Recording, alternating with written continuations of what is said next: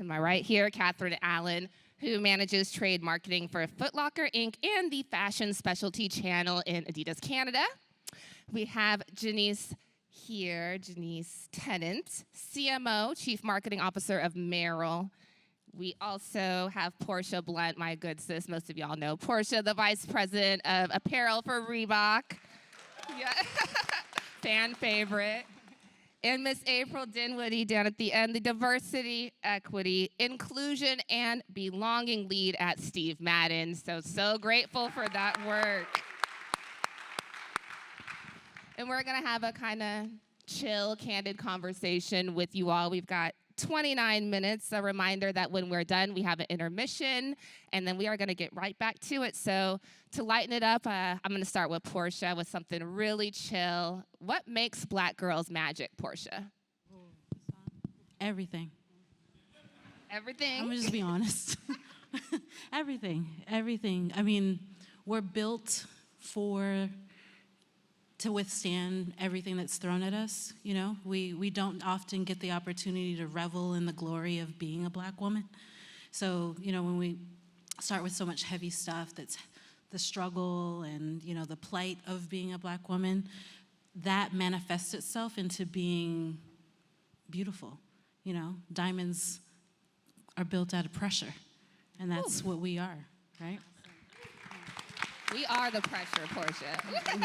We apply the pressure. We apply the pressure, Portia. Yeah. Anyone else want to take that one? What makes Black girls magic?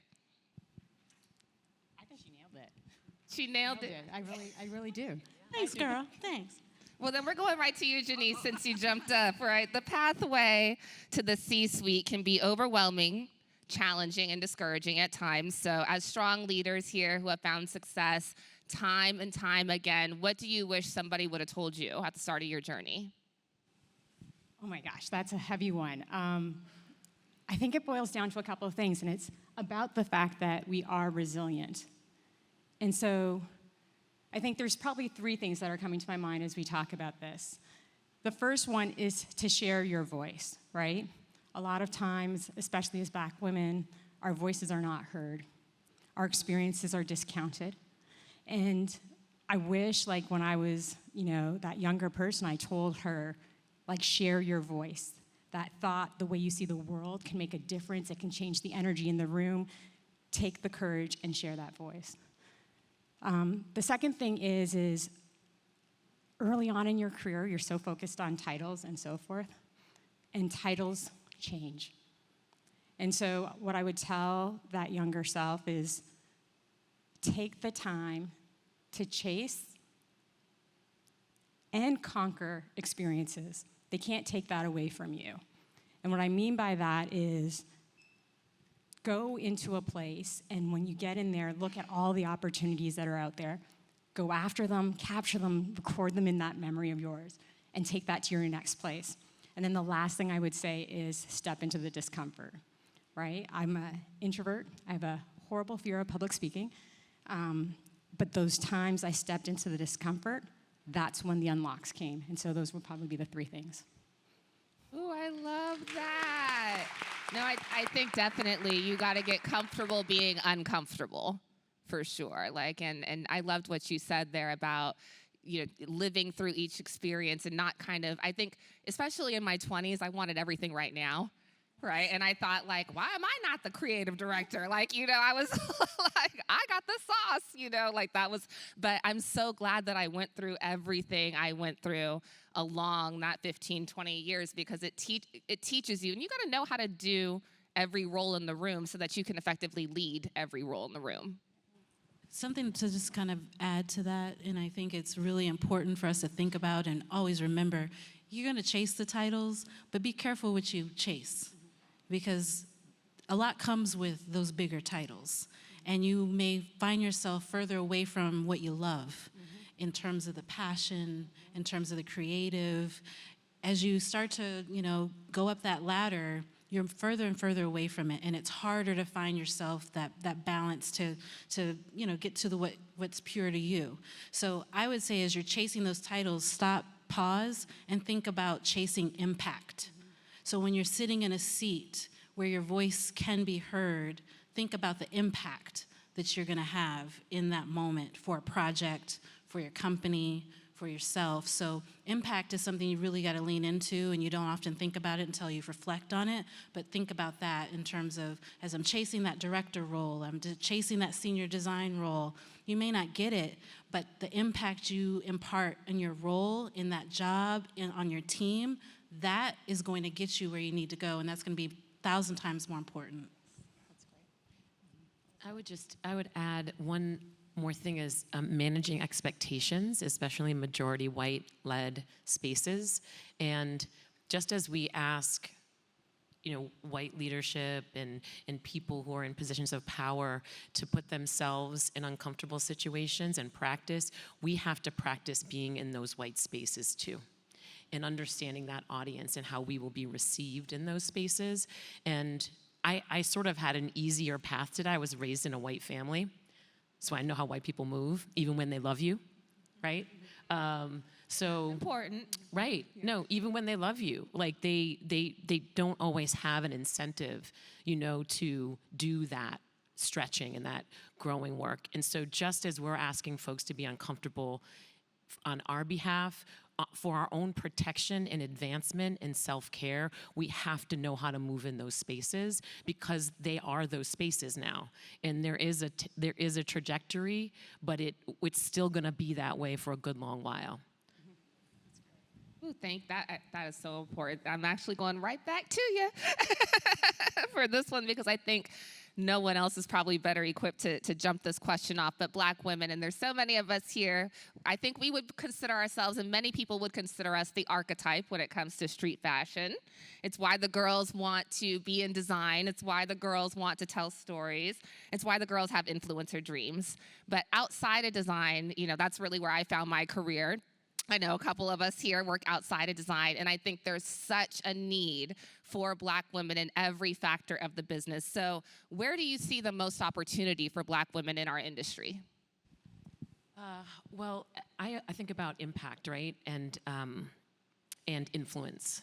And right now, it feels like to me there are a few places that are really important for us to be showing up.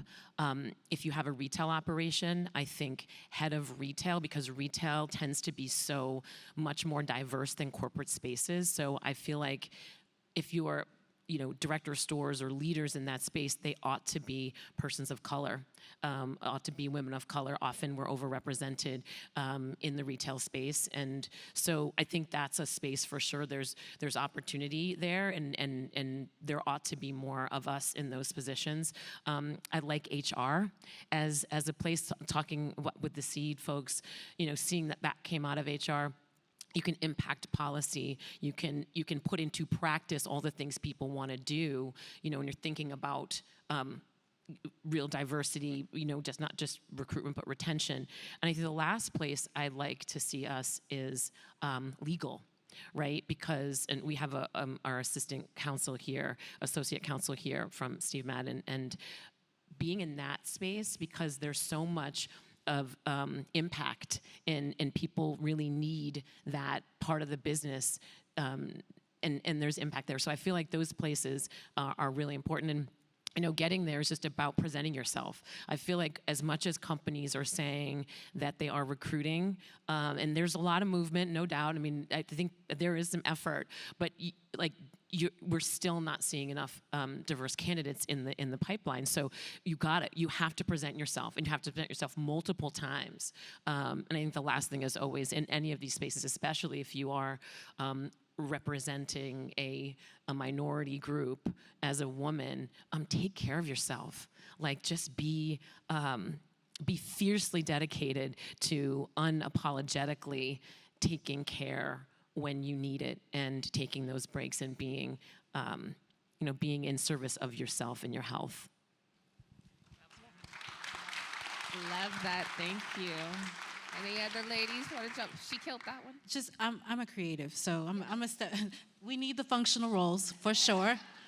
But on the creation side, I would say, it's really sexy to be a designer. It's really sexy to be that PM, but you can't do what you do without your developers. You can't do what you do without your tech designers. You can't do what you do without those pattern makers. You can't do what you do without everybody that's architecting your product behind the scenes. So I would love to see more Asher Abrams out there. I want to see more developers. I want to see more tech designers who have a technical trade and are going to be honored for it and celebrated for it, because we can't look fly.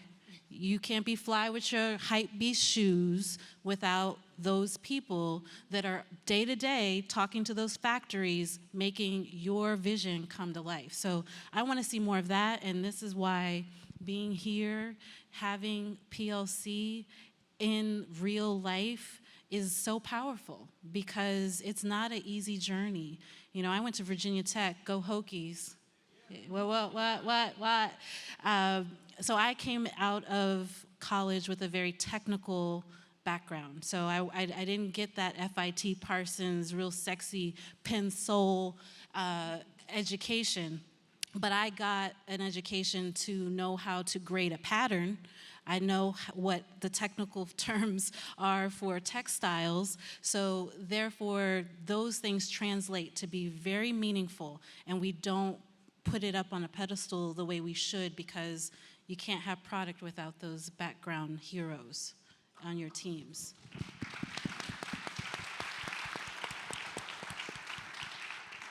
Yeah, I would love to see more Black women in sponsorship marketing, and particularly as cultural strategists, because currently there are so many brands, yeah, shout out to Jazz. There are so many brands, countless brands, who are investing millions and millions of dollars. I know this because I've done the reconciliations, but millions and millions of dollars into initiatives that emulate the archetype, as you've described, without having Black women at the table. So if more Black women are at the table, we can make a conscious effort to invest those dollars back into the Black community. And from there, not only can we tell more authentic stories, but we can ultimately change lives and maximize our impact. So I'd love to see more Black women in those types of positions. Plus one that, yes. I plus one that. Amen.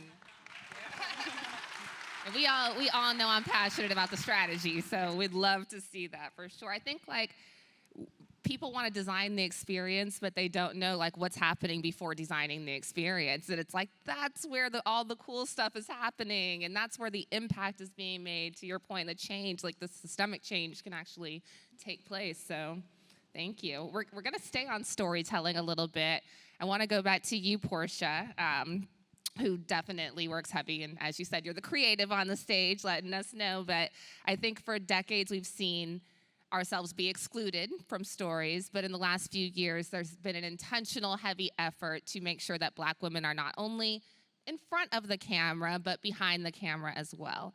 So why do you think it's so important? We started to talk about it a little bit, but why is it so important for Black women to be able to tell our own stories?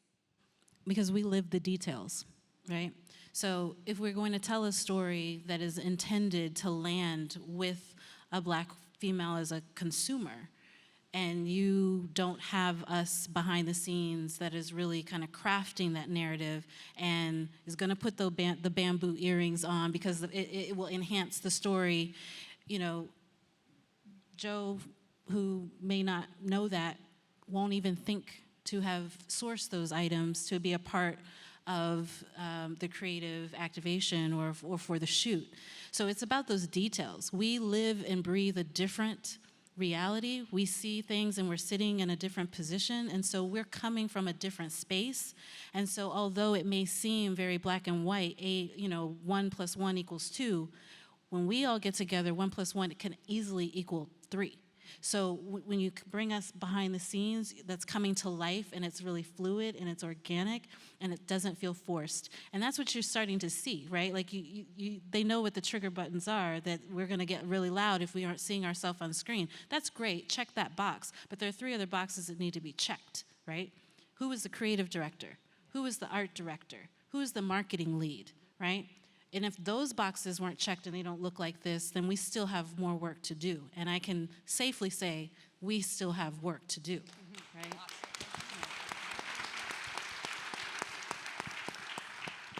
And I think that it's a good thing for me to see brands actually beginning to recognize that a little bit more in these last few years, and especially looking at like, okay, we need not only a Black creative director, but a Black art director, a Black shooter on the side, a Black photographer, because we see each other different. We need somebody to come in, a Black production company, so we're lighting the space correctly so that we can look correct when we're blown up on a billboard in China. It's all of these intricate things along the line that having Black women in the room to be able to assist in telling those stories outside of design, a 360 approach is really the best way for us to authentically see ourselves in campaigns. Hair, makeup, don't get me out here looking like a clown now. I mean, those things matter. It really, really matters. And I can't even count how many ads I've seen, and I'm thinking, who approved that?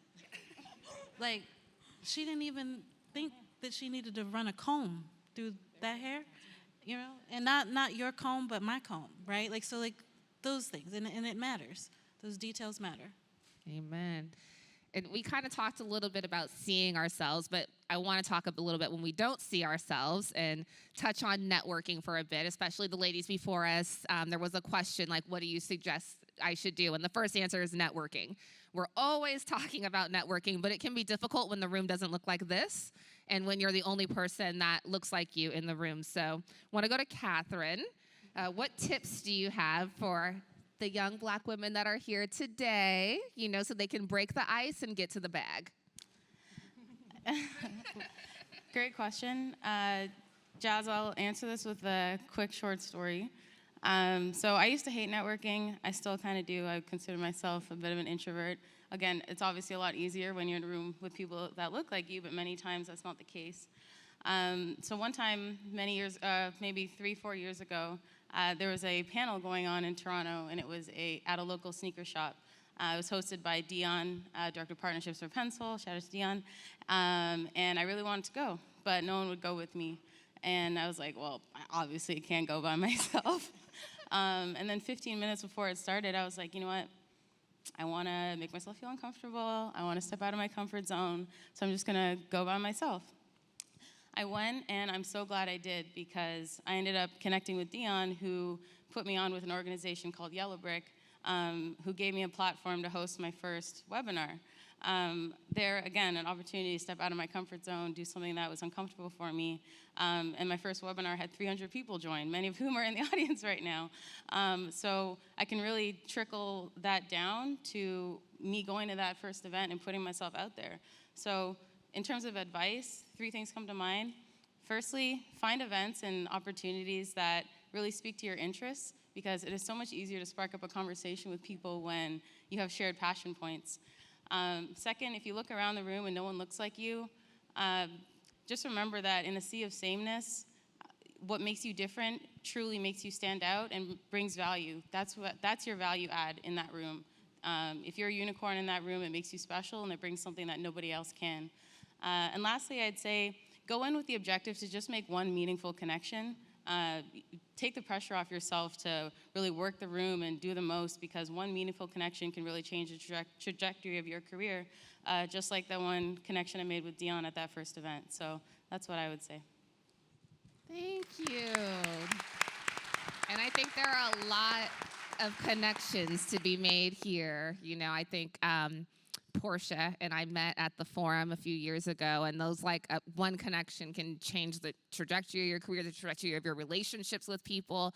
Sneakers is a relationships business for sure. So, being willing to just approach somebody, like a lot of people were tapping me at the mixer last night. We follow each other on LinkedIn. We follow each other on Instagram, and that can be really, really scary. Even for me, 3 years ago, 4 years ago when I was first coming, but this is a very rare opportunity to have an intimate moment of sameness with people that understand your life and understand what you're going through, and make a connection that will be a lifelong one. So I think, you never rarely see 4 Black women in sneakers in a room together, let alone probably 40 here too. So it's definitely a very, very special moment.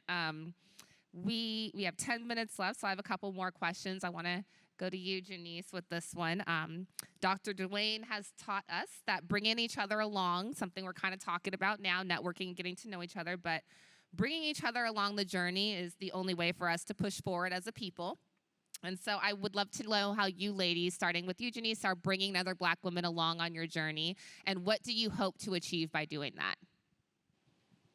So this is one that I take really seriously because there are women who made the time for me in my career at really low points in my career and just gave me the encouragement, told me the real about what I needed to know. And so it is part of my full-on development plan on how am I giving back. But I think I approach it in sort of three ways. One, probably in a more formal way. I'm a part of the BECA, which is the Black Executive CMO Alliance, where we talk about ways to scale, bringing the next generation along. So that's sort of the formal way. The informal way, it's, there's many things. My dad's a carpenter. He can, go in, help build a fence for someone and so forth. I'm like, I can't do any of that, but I know how to help you get through interviews. I know how to help do a resume. So I usually throughout the year, I have 4 or 5 people that I engage with what I call working mentorships. Like when you come, it's not just sort of sit back, let's talk. Like we role play, we do stuff, so I commit that way. And then the third thing, which is something that I've taken on about trying to drive the change, is investing in mentoring in others. And what I mean by that is I have a lot of white men who I mentor, above and below me.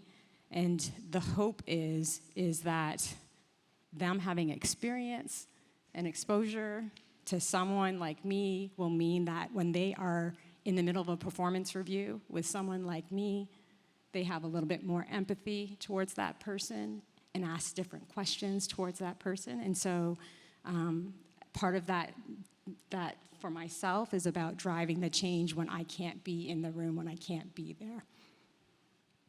I love that. I mean, I have a follow-up personal question for the 3 ladies that clearly have experience with the above and below mentorship. Because the above and below. What do you do, though, when you're just tired? We're tired all the time. I was going to say, we're tired all the time. Yeah, we just push through. I mean, we're tired all the time. That's just an inevitable. Yeah, that's just how you come out default. But sometimes that paying it forward and bringing those along with you isn't as overt as you think it is, right? And I've definitely benefited from white male, white woman sponsorship. And now that I'm in a position where I can do the same, it's about actually doing that. You can't freeze up and get scared now that you're sitting at that table. And I see that. And I'm not trying to call anybody out in this room, but I see it, because just because you have a title doesn't necessarily mean you're always doing what we think we need to be doing in front of that executive team or that table of influence. And that's where we've got to help each other to really kind of coach and mentor each other, in that you don't always have to be that militant voice, but you do need to be the voice to help course correct, because even if it doesn't land, it was said and it's on the record. Let me say that again. It was said and it was on the record, right? So that's important. That's really important. And it's not an easy thing to do, and you got to swallow it a lot of times, and you got to swallow your pride. You can't be prideful, in this space. It's hard. It's heavy. And I know the 3 of us, we see day to day what all of you are going through, and we want to help. And then we're navigating a complicated dynamic and landscape that's just really challenging as well. So it's about pacing yourself. It's about patience. You got to play chess, not checkers. Yeah. And the chess pieces don't always move at the pace you want it to, but it'll make sense. You just got to be really, really forthright and disciplined on it. Yeah, and I think there's also this celebrating when there is something to celebrate, and because sometimes it takes a while in between when there isn't, and just to continue to consistently say the things that need to be said. Just like it really is, you have to keep doing it and know that even when you're being challenged by people who don't think you're doing enough, that just know that they're not seeing what you're seeing. They're not, so you just have to really be confident that you're doing those things. And, when you think about, I always try to think about what I needed. What I needed at certain times I didn't get. I didn't have the benefit of what you had with some folks coming in supporting, or maybe I think it was you who had the benefit of other Black women. And maybe I think you said that. I didn't have that in my environment. So it's like just really trying to be that person for other folks. And this is what I would say about that. Be that person starting today, right? Because I think sometimes we think like, oh, it's, once I get to the director level or once I get to this level, then I'll start to mentor people. And I think it was said earlier today, if you are 2 weeks on the job, you're ready. Go extend a hand. Yeah, because that coordinator who just came in, they're looking to that APM, they're looking to that assistant designer. You've been here 6 months or a year, you've got game on them. Yep. You need to help them so that they aren't caught up doing the wrong thing or forming bad habits or whatever it is. So it's always a continuous learning for all of us, right? And you can't wait until you get in a position of leadership to put your arms around each other. You saw that, with the previous panel, right? It's a continuous thing. And it doesn't have to be so black and white on paper.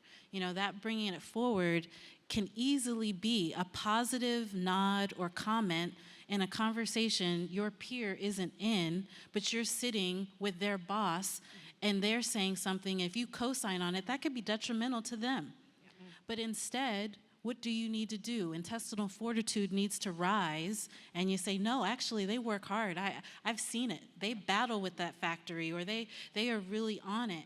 And that changes a moment drastically for a person. So that paying it forward is significant. And the one last thing I'll say, sometimes it's powerful to not encourage someone to stay in it. Yes. Knowing when to say, this isn't gonna work. And not, it's just like, no, stay, press, no, sometimes it's okay to tap out and encourage someone to get out of an environment that isn't healthy for them. No, y'all were just on fire. I had to put my whole mic down. I was like, y'all got it from here for the last 2 minutes, okay? Because that was very good. One more, I guess. Who are the Black women who are inspiring you all today? I mean, for me, it's my seed babies, all the seed babies that are here today. I'm so proud. And Miss Vashti down there also, Amira here, just the young women that they not going to take the same stuff that we took, y'all. I'm going to tell you that right now. They're on the internet letting you know how they feel about you and your business, and they not coming to work, child. They quitting silently. They doing all kind of stuff, and starting their own businesses, so... it's a beautiful, beautiful thing. They really inspire me. It's like, how can I sit down when these young women are willing to throw it all away for the freedom of everybody? I can definitely say that the Black women who I truly aspire to be are sitting right next to me on this stage. I'm surrounded by C-suite executives who I truly aspire to work with one day and achieve the same accomplishments as. And all those videos that we've been seeing the past week of little black and brown girls and boys seeing the Little Mermaid trailer brings me to tears every single time. But that's how I feel right now. You really can't be what you can't see. And the more we have diverse representation from the top down, the more change that we're going to see throughout different organizations. So I'm really blessed and honored to be next to all of you right now. And I appreciate the chance to share the stage with you. So thank you. AMZs. You done? Portia's done. Yes, I'm done. Well, thank you.